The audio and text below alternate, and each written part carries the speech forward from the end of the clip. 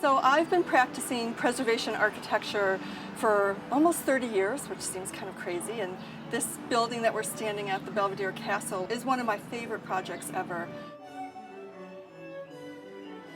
The Belvedere Castle was built as a folly. It had open windows, there were no, it was just openings. And it was a transition space where you came from kind of the wild ramble and you stopped, you sort of gathered yourself, and you could walk up into the top of the Belvedere Castle and you could look out towards north of the park.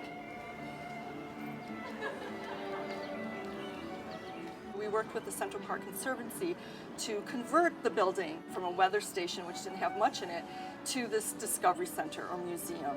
And so that's one of the other aspects of sustainability with existing historic buildings, where it's a very green aspect or effort to rehab or adapt an existing building rather than build a new building. A lot of the items that we looked at when we worked on the restoration here were using and restoring the windows so that the windows could be opened and that we could have natural ventilation. We looked at things like using paints that were no or low VOC.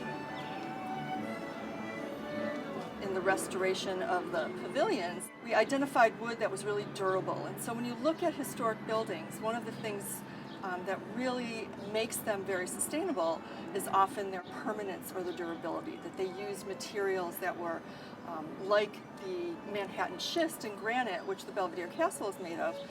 The Manhattan schist is actually right here on the site, and this building is built within an outcropping of Manhattan schist. We're working on a building that was built in 1872 using materials right from the site. And so it's incredibly durable and sustainable because you're not bringing and transporting materials from the other side of the country, let alone the other side of the world. It's on a Manhattan schist outcropping. So they use the stone that they could excavate here in the park. I have been spending the past 10 years integrating sustainability with preservation, and those two actually really go very well together. You can retrofit existing buildings. You've got a building already which is much greener than having to build a new one. There are more and more historic buildings, including other National Historic Landmarks in New York City, which have gone green in a big way. For example, the Empire State Building, which is a National Historic Landmark, is a LEED Gold project, and the Chrysler Building also achieved a LEED Gold standard. We were very proud of this project. You know, there was no rating system we could go for. We just felt like we had done what was right for the building and for people who would be visiting it all the time for many years. And then the final thing was to get approval from the Parks Commissioner, who at that time was a man named Henry Stern. And Henry Stern insisted that every new project had to have a little animal put on it. And ultimately, he liked a griffin that we showed him, which is over the entrance of the castle now.